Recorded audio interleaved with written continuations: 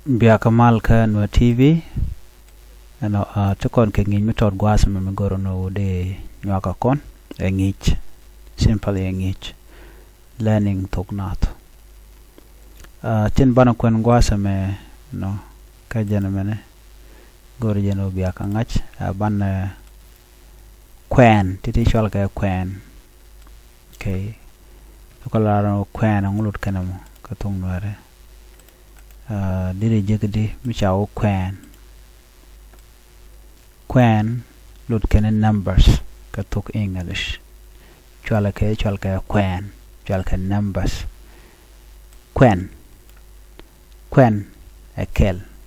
chwala kwen a number ka Thok English kwata name abang 0 chwala bang 1 a kel 2 a row 3 a diok 4 1 5 dh 6 buckle 7 barrow 8 badek 9 bangwan 10 well mishi ngajeno kadwo brana chilinga jantama ano titi ka well ko well jen akel chamo ka bang tangwes ne dong mu kuje jeno de kwen te ye da je confuse but being ajeno well lodongo well lodane 10 chala ka well 9 ka bang 1 8 ka badak 7 ka barrow 6 ka buckle 5 ka dh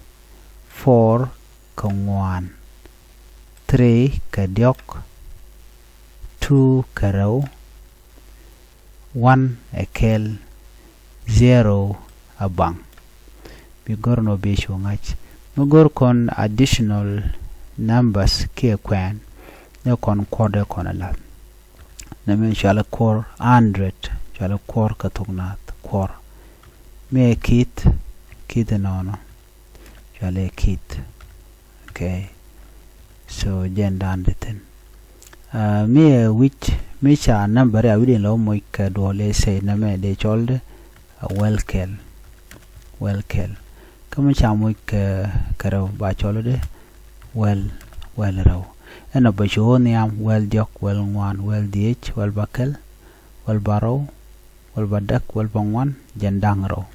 gwaya gwama to kon kongu ka jendang raw shwale nene jen dang raw ala 20 jen diok bo 30 shwale jen diok ki jendang diok di nang bo jen diok jendang diok no jen dang diok mi ngwan nene okay let me put 0 here chana 0 nyomlet kono gwada me bana chole jen dang